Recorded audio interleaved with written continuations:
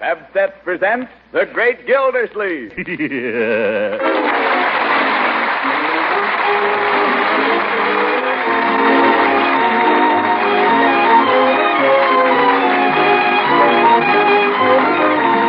makers of Pabst present each week at this time Harold Perry as The Great Gildersleeve, written by John Wheaton.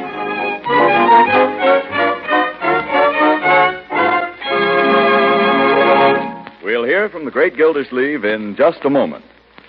Homemakers, when unexpected guests stay for dinner or between meal refreshments are in order, are you equal to the occasion? Well, whether the occasion calls for just a snack or for the main dish of a hearty meal, you'll find Pabst is mighty handy to have around.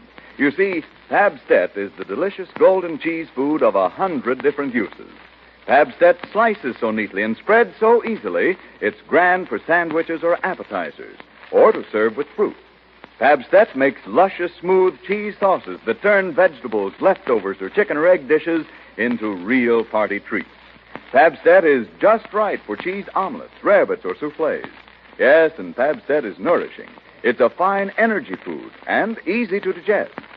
So always keep a package or two of Pabst on hand. Whether your dealer has it in the convenient round, flat package. Remember, just ask for Pabst. Pabst-ETT. Pabst, the delicious golden cheese food of 100 uses.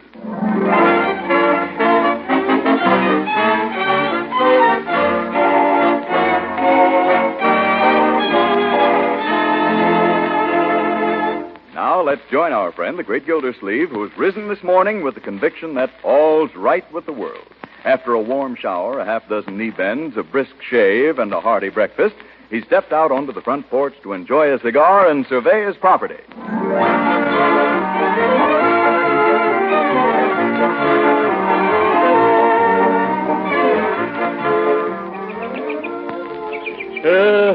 October. I tell you, Marjorie, there's no finer month in the year. Just breathe that air. It's wonderful. Feel that nip in it. Makes you want to get out and do things. Doesn't it, Leroy? Such as what? October. Harvest time, frost on the pumpkin, brown October ale, the smell of burning leaves. I love October. Look at that maple tree in Mrs. Ransom's yard there. Like a beautiful painting. Uncle Mort, I believe you'd like any kind of a tree if Mrs. Ransom was sitting under it. She is? Where? I was speaking figuratively. Oh. Well, let me reiterate, Marjorie, that Mrs. Ransom to me is nothing but a neighbor. You believe in the good neighbor policy. If we were discussing trees. Look at our own lovely elm. Look at the color of those leaves. Oh, it's glorious. Yeah, and you know what's going to happen to those leaves? They're going to fall on the ground. That's the first law of nature, my boy. Yeah, and I'm going to have to rake them up. That's the second law. I hate trees. Leroy, never let me hear you say that about a tree. Okay, I think I'll go over to Piggy. Did you ever stop to consider what a wonderful thing a tree is? Leroy, I asked you a question. Did you? No, Unc, but I'll do it the minute I get back. Come back here. You do what?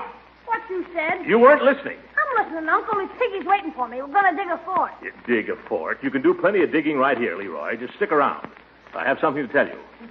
Both of you. Uh-oh. What is it? Well, I bought a tree. Huh? You bought a tree? Certainly. What's so amazing about that? Everybody ought to have more trees. Why, one of the happiest recollections of my childhood is an old cherry tree we had in our front yard at home. I fell out of it once and broke my arm. You must have had a jolly childhood, Uncle Mort. Yeah. What wouldn't I give to be back there now? To be a kid again. And break the other arm. Yes, sir. There are two things every boy ought to grow up with. A dog of his own and a cherry tree. Do you mean that, Unc? What? About the dog? No, but I mean it about the cherry tree. The tree I bought was a cherry tree. How did you come to get sold this tree, Uncle Mort? I didn't get sold it. I bought it of my own free will, fully dressed and in my right mind. Well, where are we going to put it? Where are we going to put another tree here? Well, you don't understand, my dear. This is a very fine tree. They call it a giant ponderosa. Holy smokes, how big is it? Well, the man says they grow 30 or 40 feet high, higher than the house. What man, Uncle Mort? The man that sold it to me. He showed me a picture of it. Oh, you haven't seen the tree? Why, of course not. I hope you didn't pay him for it. Well, I, Come on, Unc. How much did he stick you for? $22.50, and he didn't stick me. $22.50? Wow, you must have bought a redwood. Uncle Mort, did you ever stop to think how many cherries you could buy for $22.50? Oh, you're very helpful, both of you. But the tree will be arriving today or tomorrow. We got to decide where we're going to put it. Now, I thought maybe right out here in front. But Uncle Mort, this is the only sunny spot left in the whole yard. That's good. Cherry trees need sun. It'll give us some nice shade out here. We can hang a hammock under it. Hey, that wouldn't be bad. Just lie here with your mouth open and let the cherries drop in. Boy. Well, of course, we might not have more than a few cherries the first year, but after that... Oh, Bertie. Yes, sir? How are you on cherry pies? Well, I haven't had any complaints so far. Then warm up your rolling pin. Leroy, do you like cherry pie? Are you kidding? Then get the shovel. Oh, I like coconut custard better. Get the shovel anyway.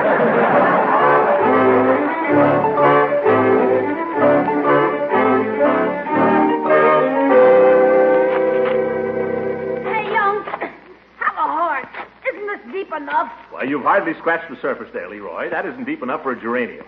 Gosh, I've been digging for half an hour. Here, give me that shovel, Leroy. I'll spell you. Yes, you show them how it should be done, Bertie. You got to put your foot on it and give it the old heave-ho. Yeah, that's right, Bertie. Heave-ho.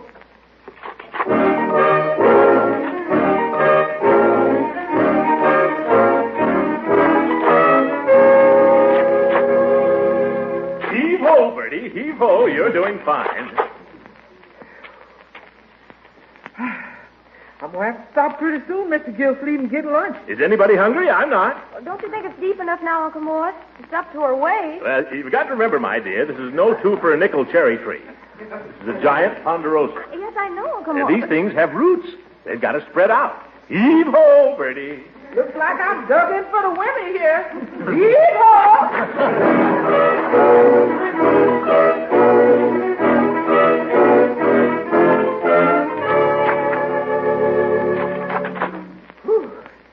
Leroy, am I spelling you or you spelling me? Yes, Leroy. While you're resting, give Bertie a hand there. I don't want to suggest anything, Unc, but how are you with a shovel? I'm saving myself, Leroy. So I noticed. I'm saving myself for the hard work. We got a long way to go yet. These giant ponderosas, you know. Heave-ho, my boy. But it's up to my chin, Unc. Chin up, my boy. Heave-ho.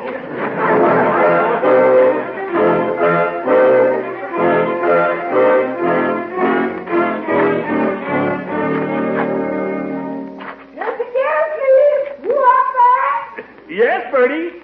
It's getting dark down here. You don't think maybe we can go for another? You're getting there, Bertie. You're getting there. We struck a pipe or something down here, Unc. Uncle Mort. Wait a minute, Leroy. What is it, Marjorie? Freight office called. The tree's there, and they're sending it out. Oh, fine. Well, we'll have to get busy here and have everything ready. Come on up, Bertie. Yes, sir, if I can get up. Look out, you're starting a landslide. Leroy, give her a boost there. Grab hold of the shovel, Bertie, and I'll pull. Heave-ho! Great day in the morning. I sure am glad to be out that hole in the ground. Now give me a hand, Unc. Okay. 1, 2, 3. Oh, Yeah. There you are. Thanks, Unc. Now, Leroy, while you're resting, I want you to take that shovel. Well, here comes Mrs. Ransom. Mrs. Ransom? Oh, give me the shovel.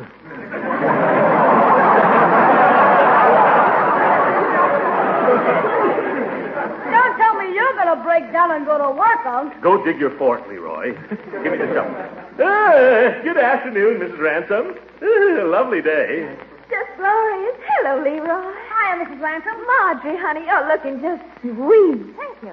Just doing a little landscaping here. I saw you. I saw you out the window, and I declare to goodness I was just consumed with curiosity, so I came right over willy-nilly. Well, glad you did. Where's Willie? Careful, don't fall in that hole there. Oh, why, Throckmorton.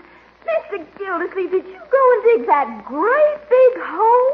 Well, I had a little help. A little, he says. Well, it's a lovely hole.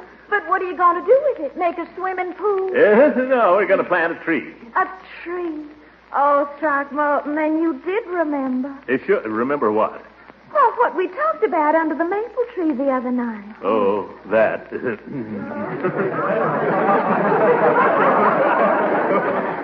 I love trees. Don't you, Marjorie? Yes, you can't go wrong with a tree. You know, Throckmorton, the boys back home used to have the prettiest custom. They used to carve the girls' initials in the trees. Sometimes they even put a heart around them with an arrow through it. Silly, isn't it? Leroy, go dig your fort. I'm getting to like it here, Unc. Well, here comes somebody else. Looks like Mr. Peavy. It is. Hello, Mr. Gildersleeve. Hello, Peavy. Doing a little digging, I see. Yes, doing a little digging. That's nice. I do a little gardening myself when I can. Peavy, you know Mrs. Ransom? Oh, yes. Yes, Mr. Peavy and I are old friends. Yes, I had the privilege of selling Mrs. Ransom a backbrush a few days ago. How's it working out, Mrs. Ransom? Well, I hardly know that this is the place to discuss it, Mr. Peavy, but it has a tendency to tickle. Well, they come that way from the factory. You have to work them in.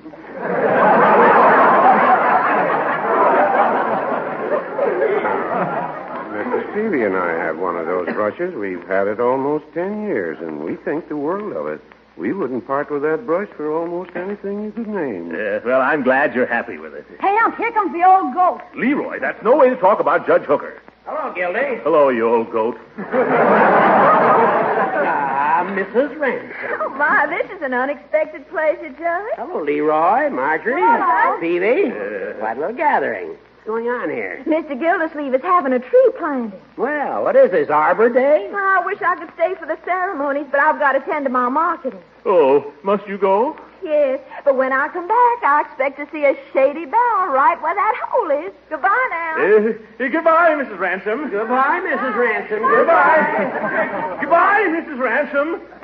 You can have the shovel back now, Leroy. What's the excavation for, Gildy? Are you going to plant this tree or bury it? No. What kind of a tree is it? It's a cherry tree. Any objections? No. Of course, they don't live very long, but they'll probably live as long as you will. Listen to me, you old goat. A cherry tree was good enough for George Washington, and George Washington was good enough for me. You tell him, Unc. Why, every house in this country ought to have a cherry tree. I hope this tree will be an inspiration to you, Leroy, to follow in the footsteps of George Washington. Do you understand what's expected of you? Yeah, you want me to chop it down. You know. Smart kid. He knows his history, Gildy. That's more than you do. Hey, Unc, here he comes. Who? The express man. Maybe he's got the tree. Oh, no. It would take a bigger wagon than that, Leroy. They'd have to send it out on a truck. Right up here, though. Oh, he's stopping here. Well, maybe it's still down at the freight office. Maybe they couldn't handle it. After all, a giant Ponderosa at $22.50. Mr. Gildersleeve. Gentleman right there. Yeah, something for me? They sign here. Wait a minute. I was expecting a tree. They telephoned me from the freight office. You know anything about it? You sign here. But what am I signing for? I bought this tree from a fellow who came through here a week ago. Sign here, please. All right, I'll sign. But what about the tree? I paid a lot of good money down. If it's all the same to you, I'd like to know what... No. Now you went and signed in the wrong place. I'll have to erase it. Yes, erase it. Well, you got me so darn excited. Now, listen, brother, would you mind telling me... Bottom line, there. The bottom line. Your hand's shaking, Unc. Yeah. Now, would you mind telling me what you're delivering, if anything? Tree. The tree? Where is it? Under my arm. Take it, will you, bud? That little twig? Oh, isn't this awful?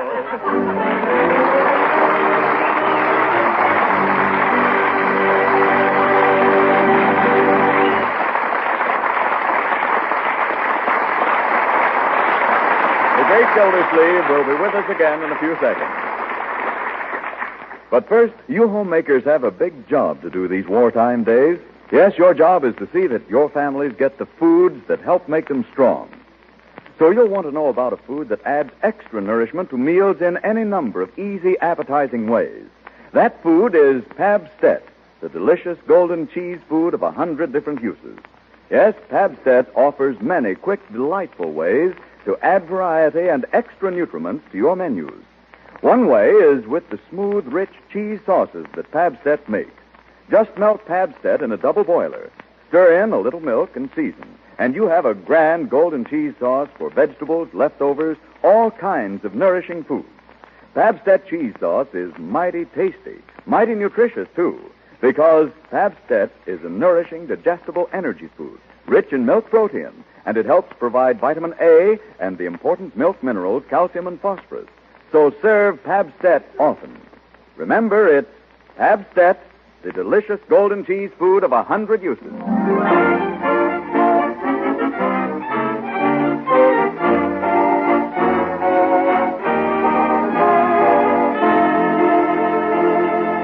Now let's get back to the great Gildersleeve and his cherry tree.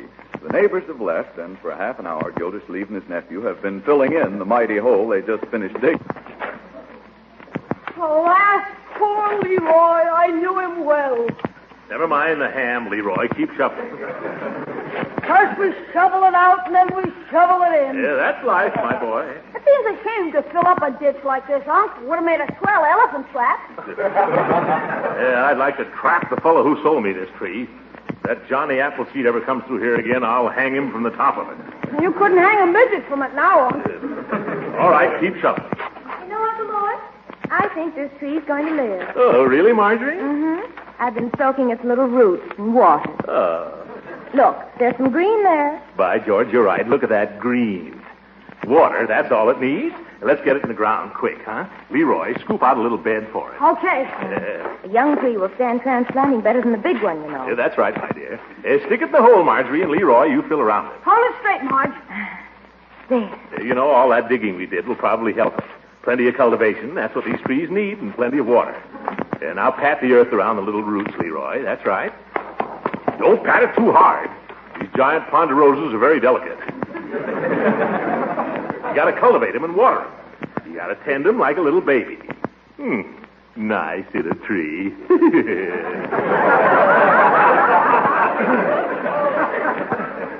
we ought to take it in the house nights to keep it warm. Very funny, Leroy. Go get the hose and drag it over here, will you? We got to give this a good soaking. Don't you think we ought to use a medicine dropper? A medicine. Go get the hose. Okay. Oh, they just like to kid you, Uncle Mort. You are funny, you know. Oh, you too? Let them laugh. We're lucky to get a tree like this for $22.50. Hey, the hose! Well, drag it over here. I can't. It won't reach. This is as far as it'll go. Oh, well, turn on the water. We'll squirt it from there. Here, give it to me. You go turn it on. Don't squirt it too hard, Uncle Mort. You'll knock the tree over. Go ahead. Turn it on, Leroy. It's on. Stand back, Marjorie. Here it comes. Uh-huh. Turn it on all the way. I got it turned on as far as it'll go. Oh, look at that. Is that guy next door taking a bath again?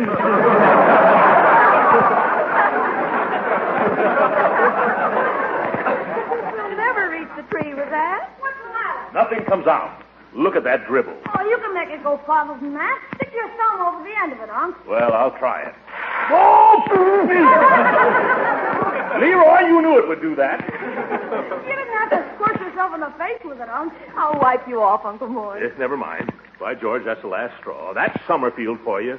You try to plant a tree, you try to beautify the place for a little, and then what happens?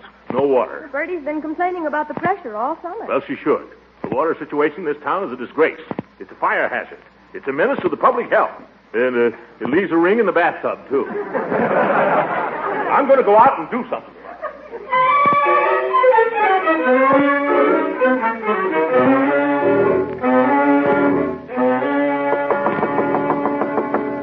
Come on, Hooker, open up. I know you're in there. All right, Gildersleeve, what do you want? I'm very busy.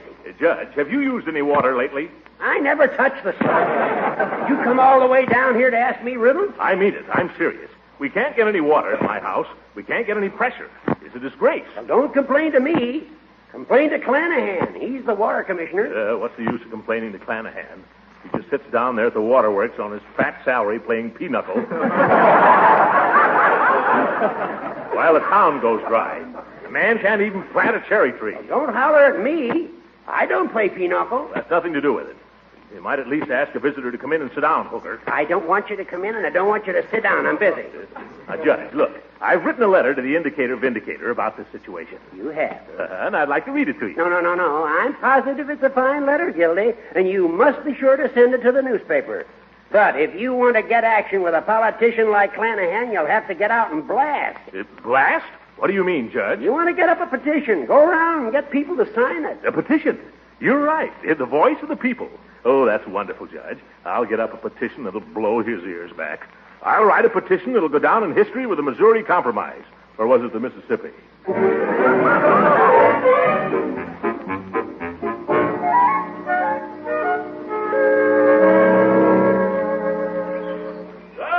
morning, Floyd. Morning, Mr. Gildersleeve. You're next. Be with you in about 2 minutes. Thanks, Floyd. I won't require your professional administrations this morning. I shaved myself. But I've got a little thing here I'd like to have you sign. Well, the wife says I'll sign anything. What is it? You use a lot of water here, don't you, Floyd? Now, I've got a petition. I'll read it to you. Quote, "To whom it may concern, we, the undersigned taxpayers of Summerfield, believing that the water situation in this town is a crime and a disgrace, and a stench in the nostrils of civic pride, do hereby petition the town council..." What's hissing? Are you shushing me? The guy in the chair under the towel. Corey, are you working on me, Ranger? Yes, sir. Be right with you. Well, get this towel off your face. Yes, sir. Oh, hello, Clanahan. Hello, Gildersleeve. I read your letter in the Indicator last night. Did you? I used your water to shave with this morning. I'm just getting up a little testimonial about it here.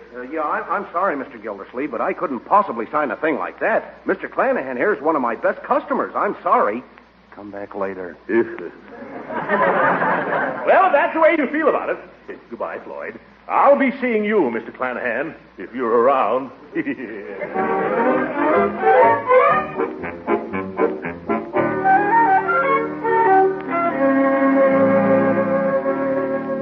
But, Peavy, you know yourself the water in this town isn't any good. It's not even fit to bathe in.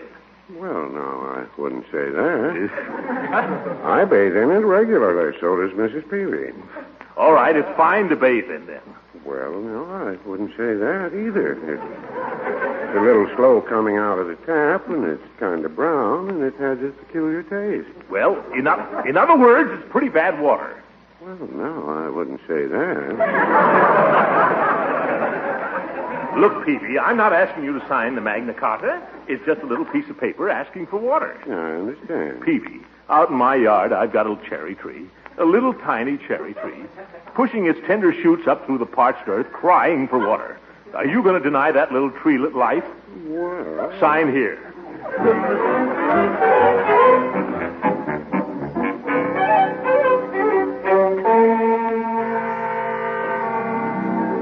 Oh, no, Gildy. I wasn't born yesterday. Look here, Judge. You're the one who told me to get up this petition. Sure I was, but I'm not crazy enough to sign it.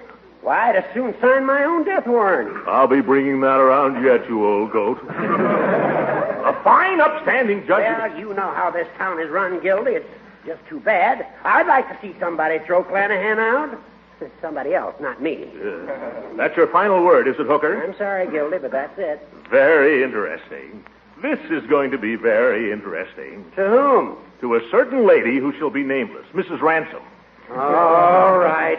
If you're going to play dirty, give me the paper. I thought you'd see the light, Judge. You're worse than Clanahan. I'm doing this against my better judgment, you understand? You never want to trust that anyway. Thanks, Judge.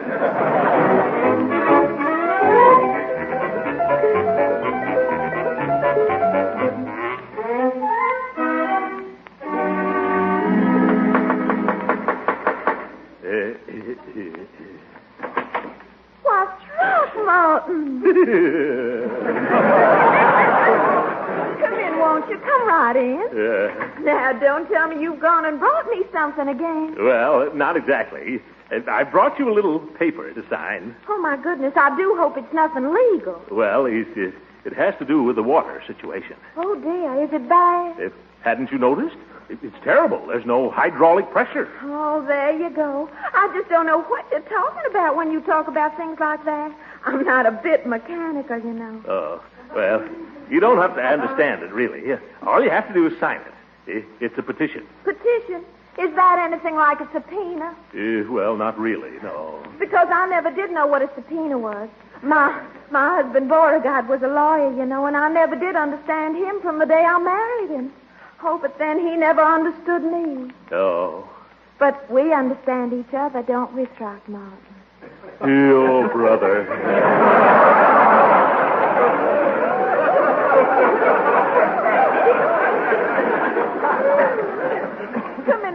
Parlor, won't you? Now, let's don't talk about petitions and pressures and chemistry and all that. Let's talk about us. Oh, well, I'll tell you. I've got to get this petition in before the meeting of the town council tomorrow. Oh, pooh. All you men think about is business. I know, but let's get it signed first, and then we can go on from there. Well, I'd love to sign it, Throckmorton. Really, I would. But Beauregard told me I must never sign anything without getting the advice of a lawyer first. Oh. Don't you reckon maybe I ought to consult Judge Hooker? Hooker? No. Frankly, I don't think the judge would understand about this. You don't? No. You see, this petition, well, it all started with that tree I planted. Our tree, Leela. Our little tree. Oh, Throckmorton, you're sweet. I'll sign it. I'll do anything you say. Wait. Here's my pen. After all, you're my air raid warden. I guess that makes it legal, doesn't it?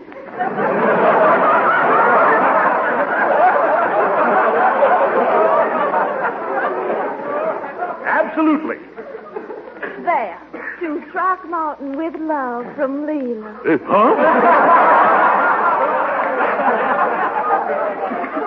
Aren't you pleased? Well, I mean, it's all right the way I autographed it. Oh, the town council will love it.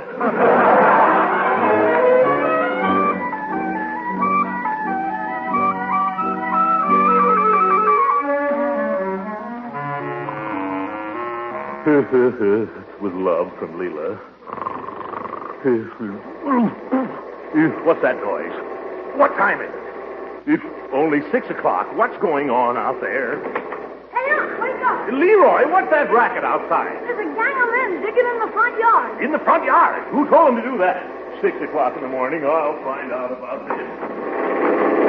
Hey! Hey, out there!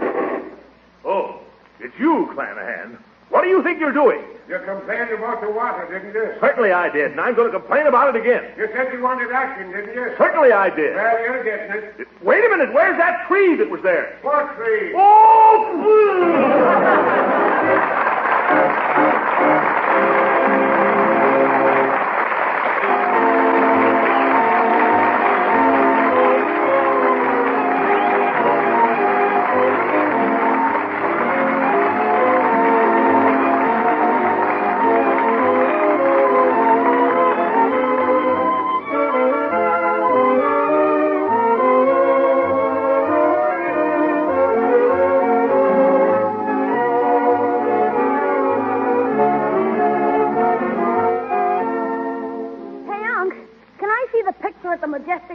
No, Leroy. What's the picture? Oh, it's super, Unc. It's called Here We Go Again. Here We Go Again? I never heard of it. You never heard of Here We Go Again? Well, I've heard of it now. It's got Fibber McGee and Molly in it. Oh, my little chums. Well. And Edgar Bergen and Charlie McCarthy. Well, for heaven's sake, that sounds great.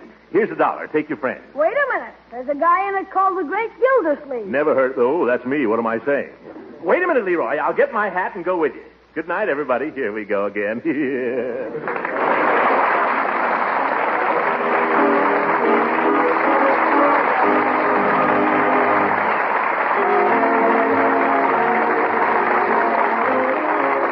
Original music heard on this program was composed and conducted by Billy Mills. This is Frank Bingman speaking for the makers of Tab Set and inviting you to be with us again next week at the same time for the further adventures of the Great Gildersleeve.